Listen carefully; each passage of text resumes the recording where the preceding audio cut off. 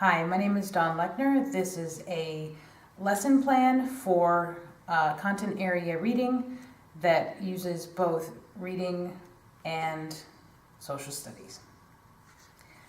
As the day begins, the students will be greeted at the door. They will be each handed a packet of Post-it notes like this, and they will be asked to define with 2 or 3 words only some terms that are put up on the board. Those terms are fact, opinion, reasoned judgment, primary source, and secondary source. Once the students have placed their Post-it notes on the board, we're going to do a project called Compare Contrast.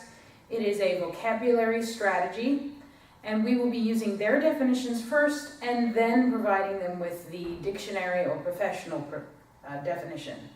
The purpose of this is to work with their previous knowledge to build on new knowledge. So with the student definitions, we will compare them, decide what may be similar between the terms fact and secondary source, if at all, between fact and opinion, between fact and reasoned judgment, and so on.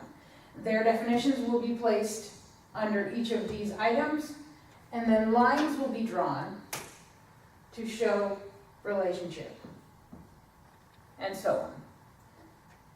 After this brief activity, the students will be provided with definitions that they will read in groups, and then they will decide whether or not their predictions of definition need to be changed, or if their predictions of compare and contrast need to be changed. Once this activity has finished, they will be provided with an online quiz on Socrative.com. If students are unable to take the quiz on their own computer, they can do so with their phone, or they can do so as a group on a projected screen. I will be showing you what it looks like on a personal computer. Students will be provided with printed off handouts that show the definitions of primary source and secondary source. Students will be provided with the definitions for fact, opinion, and reasoned judgment with a handout.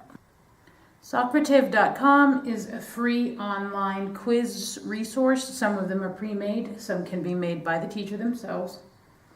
The teacher logs in here, students log in here, and all they are required to know is a room name, which can be written on the board or provided to them via text or online. The passwords are case sensitive. As you can see, all it takes is a room code. The student is prompted to give their name and then invited to immediately begin taking the test. This question says the Civil War began in 1861 and asks the student, based on previously learned definitions, to respond. Is it a fact, opinion, or reasoned judgment? It does not ask the student to declare whether or not they think the answer is correct.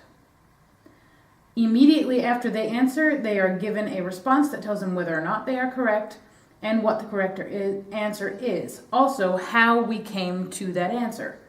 For example, fact. This is a fact because it can be proven. Historians agree that the Civil War began with the secession of 7 states in January of 1861. Here on the teacher's end of the site, you can immediately see the results of all the students participating. You're shown the progress of the student, what questions they have correct and incorrect, and you can begin to get an idea of what needs to be addressed after the quiz is finished. This happens in real time as the students are taking the quiz and can be viewed at any time in the process. This also grades the activity for you, showing both the percentage of the class that got the item right and the percentage that the student earned on the quiz. Our next activity is our pre-reading activity, and it requires that the students have a reading notebook in which to take notes and one of these books. Each of these are based on the Civil War, which is what the unit will be about. Some of them can be considered primary sources, some secondary sources. Within each of these items, there are also examples of primary sources and secondary sources. For this activity, students are to look at the cover,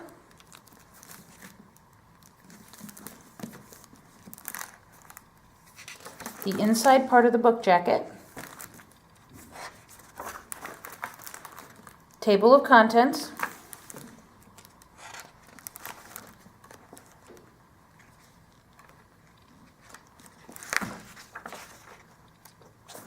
and indices that may be included in the book,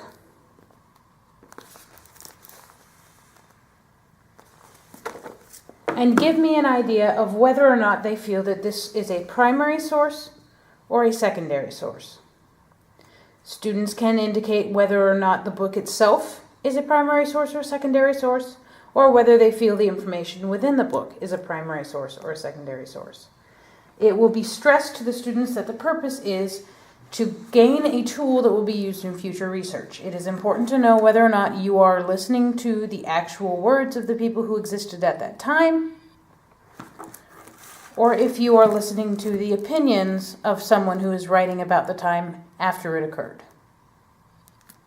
The next activity is the during reading strategy. It will use the same text examples. The students will be placed in groups, and they will again be asked to use the post-it notes that were provided for them at the beginning of class. Each of them will be given one of these books, and they will be asked to turn to a pre-marked selection.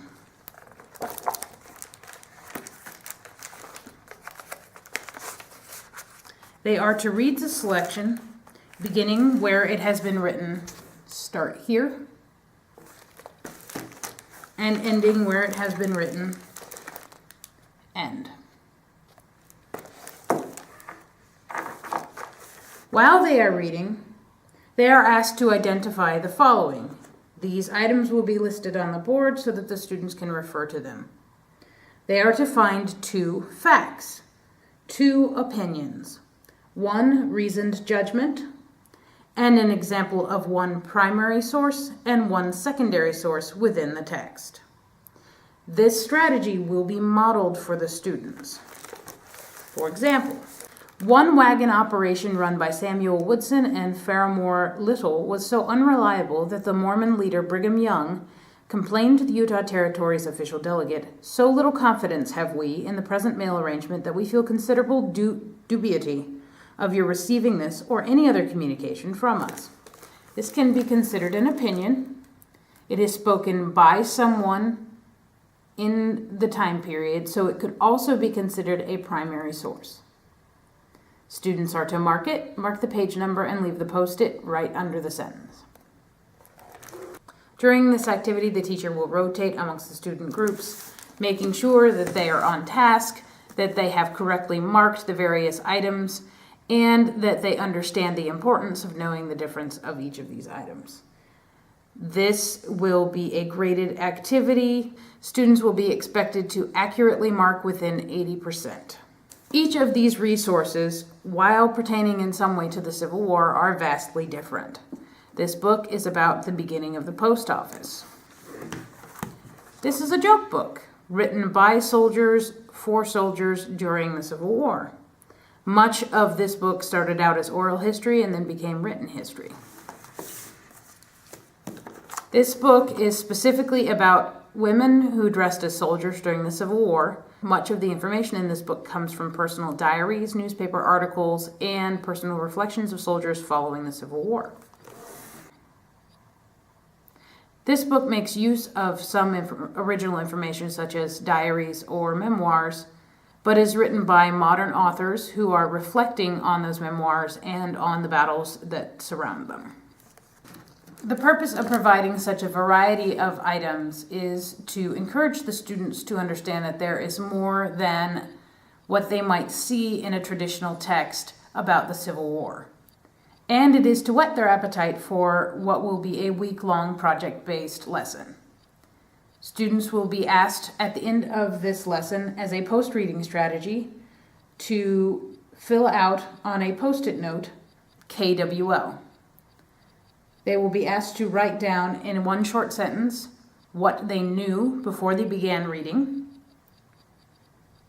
what they learned while reading, and what they would like to know after having read. The post-it notes are to be given to a teacher as the students leave the room as their exit ticket.